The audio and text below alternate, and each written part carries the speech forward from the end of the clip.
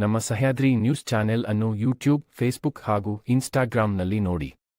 Subscribe, like ಮತ್ತು share ಮಾಡಿ ಪ್ರೋತ್ಸಾಹಿಸಿ. ಪತ್ರಿಕಾಗೋಷ್ಠಿ ಮೇರಾ ಯುವ ಭಾರತ್ ಸರ್ದಾರ್ ಪಟೇಲ್ ಜಿ ಅವರ 150ನೇ ವರ್ಷದ ಜನ್ಮ ದಿನಾಚರಣೆ ಪ್ರಯುಕ್ತ ಏಕತಾ ಮಾರ್ಚ್ ಈ ಒಂದು ಕಾರ್ಯಕ್ರಮದ ಅಡಿಯಲ್ಲಿ ಇವತ್ತಿನ ಪತ್ರಿಕಾಗೋಷ್ಠಿಗೆ ಆಗಮಿಸಿದಂತ ನಮ್ಮ ಗೌರವಿತ ಈ ದೇಶ ಕಂಡಂತ ಅಪ್ರತಿಮ ದೇಶಭಕ್ತ, ಈ ದೇಶದ ಮೊದಲನೇ ಒಬ್ಬ ಉಪ ಪ್ರಧಾನಮಂತ್ರಿಗಳಾಗಿ, ಗೃಹ ಸಚಿವರಾಗಿ, ಅವರ ಒಂದು ಆಡಳಿತ ಅವಧಿಯಲ್ಲಿ ಛಿದ್ರಗೊಂಡಂತ ಭಾರತವನ್ನ ಏಕೀಕರಣಗಳ ಮುಖಾಂತರ ಹೋರಾಡಿ ಇಡೀ ದೇಶವನ್ನ ಒಟ್ಟಾಗಿ ತೆಗೆದುಕೊಂಡುವಂತ ಒಂದು ನೇತೃತ್ವ ವಹಿಸಿಕೊಂಡಂತವರು ಸರ್ದಾರ್ ವಲ್ಲಭಾಯ್ ಪಟೇಲ್ ರವರು. ಅವರ ಜನ್ಮ ದಿನಾಚರಣೆಯನ್ನ ನಾವೆಲ್ಲರೂ ಕೂಡ ಅಕ್ಟೋಬರ್ 31ಕ್ಕೆ ನಾವೆಲ್ಲರೂ ಕೂಡ ಆಚರಣೆಯನ್ನ ಮಾಡಿದ್ವಿ. ಇದರ ಪ್ರಯುಕ್ತ ಗೌರವಿತ ಪ್ರಧಾನಮಂತ್ರಿಗಳು ಕರೆಯನ್ನು ಕೊಟ್ಟಿದ್ದಾರೆ. ಮೇರಾ ಯುವ ಭಾರತ್ ಅಂದ್ರೆ ನಿಮಗೆಲ್ಲರೂ ಕೂಡ ಗೊತ್ತಿರಬಹುದು, ಮೊದಲು ನೆಹರು ಯುವ ಕೇಂದ್ರ ಅಂತ ಇತ್ತು. ಈಗ ಕೇಂದ್ರ ಸರ್ಕಾರ ಅದನ್ನ ಮೇರಾ ಯುವ ಭಾರತ್ ಅಂತ ಹೇಳಿ ಬದಲಾವಣೆಯನ್ನು ಮಾಡಿ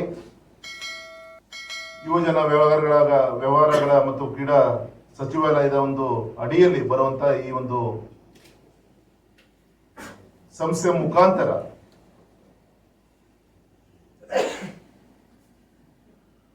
ಸರ್ದಾರ್ ವಲ್ಲಭಾಯ್ ಪಟೇಲ್ ಅವರ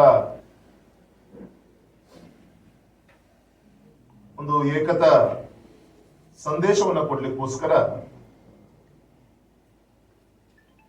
ಅವರ ಒಂದು ಸ್ಮರಣೆಯನ್ನು ಮಾಡಲಿಕ್ಕೆ ಏಕತೆ ಇರ್ಬೋದು, ಅಖಂಡತೆ ಇರ್ಬೋದು, ರಾಷ್ಟ್ರ ನಿರ್ಮಾಣದಲ್ಲಿ ಅವರ ಒಂದು ಕೊಡುಗೆಯನ್ನ ಗೌರವಿಸೋಕ್ಕೋಸ್ಕರ ರಾಷ್ಟ್ರವ್ಯಾಪ್ತಿ ಅನೇಕ ಕಾರ್ಯಕ್ರಮಗಳನ್ನ ಹಮ್ಮಿಕೊಂಡಿದ್ದಾರೆ. ಸೊ ಇದ್ರ ಪ್ರಯತ್ನದಲ್ಲಿ ನಮ್ಮ ಶಿವಮೊಗ್ಗದಲ್ಲೂ ಕೂಡ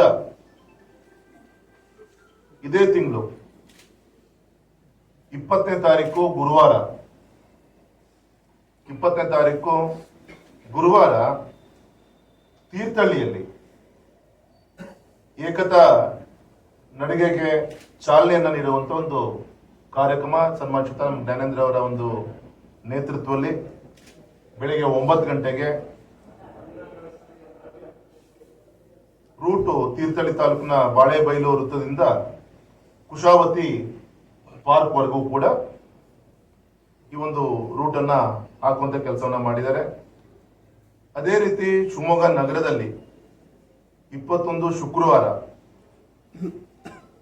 ಶಿವಮೊಗ್ಗ ನಗರದ ಸೈನ್ಸ್ ಮೈದಾನದಿಂದ ಎಎ ಸರ್ಕಲ್, ನೆಹರು ರಸ್ತೆ ಮಾರ್ಗವಾಗಿ ಗೋಪಿ ಸರ್ಕಲ್, ದುರ್ಗಿಗುಡಿ ಮಾರ್ಗವಾಗಿ ಫ್ರೀಡಂ ಪಾರ್ಕ್ ವರೆಗೂ ಕೂಡ ಈ ಒಂದು ಏಕತಾ ಮಾರ್ಚ್ ಇದೆ. ಇದಕ್ಕೆ ವಿಶೇಷವಾಗಿ ನಮ್ಮ NSS ಘಟಕ ಶುಭ ಮರವಂತೆ ಅವರು ಕೂಡ ಇದಕ್ಕೆ ಕೈ ಜೋಡಿಸುವಂತ ಒಂದು ಪ್ರಯತ್ನ ಎಲ್ಲ ರೀತಿಯಂತ ಮಾಡಿದ್ದಾರೆ. NSS, NCC, ಇತರೆ ಸ್ವಯಂ ಸೇವಾ ಸಂಘ ಸಂಸ್ಥೆಗಳು ಕೂಡ, ಶಿಕ್ಷಣ ಸಂಸ್ಥೆಗಳು ಕೂಡ ಈ ಒಂದು ಏಕತಾ ನಡಿಗೆಗೆ ಕೈ ಜೋಡಿಸುವಂತ ಒಂದು ಪ್ರಯತ್ನ ಮಾಡಬೇಕು ಅಂತ ಹೇಳಿ ಚುನಾಯಿತ ಪ್ರತಿನಿಧಿಗಳ ಪರವಾಗಿ ಮತ್ತೆ ಸರ್ಕಾರದ ಪರವಾಗಿ ಈ ಸಂದರ್ಭದಲ್ಲಿ ನಾನು ತಮ್ಮ ಮುಖಾಂತರ ವಿನಂತಿಯನ್ನ ಮಾಡ್ಕೊಂತೇನೆ. ದೊಡ್ಡ ಸಂಖ್ಯೆಯಲ್ಲಿ ಯುವ ಶಕ್ತಿ ಇದಕ್ಕೆ ಏಕತಾ ನಡಿಗೆಗೆ ಶಕ್ತಿ ತುಂಬುವಂತ ಕಾರ್ಯವನ್ನ ಮಾಡಬೇಕು. ಬೆಳಿಗ್ಗೆ 9 ಗಂಟೆಗೆ ಸೈನ್ಸ್ ಮೈದಾನದಿಂದ, ತೀರ್ಥಹಳ್ಳಿಗೂ ಕೂಡ ಬೆಳಗ್ಗೆ 9 ಗಂಟೆ. ಸೊ ತೀರ್ಥಹಳ್ಳಿ 20ನೇ ತಾರೀಕು, ಶಿವಮೊಗ್ಗದಲ್ಲಿ 21ನೇ ತಾರೀಕು. ನಮ್ಮ ADC ಅವರಿದ್ದಾರೆ, ನಮ್ಮ NSS, NCC ಇವರೆಲ್ಲರೂ ಕೂಡ ಕೂತ್ಕೊಂಡು ಮತ್ತೆ ತಮ್ಮ ಮುಖಾಂತರ ಕೂಡ ಪತ್ರಿಕೆ ಮುಖಾಂತರ ನಾಳೆ ಸ್ವಲ್ಪ ಜನರಿಗೆ ವಿಷಯ ತಲುಪುತ್ತೆ. ಸ್ವಲ್ಪ ದೊಡ್ಡ ಸಂಖ್ಯೆಯಲ್ಲಿ ಸೇರಿಸುವಂತ ಪ್ರಯತ್ನ ನಡೀತದೆ.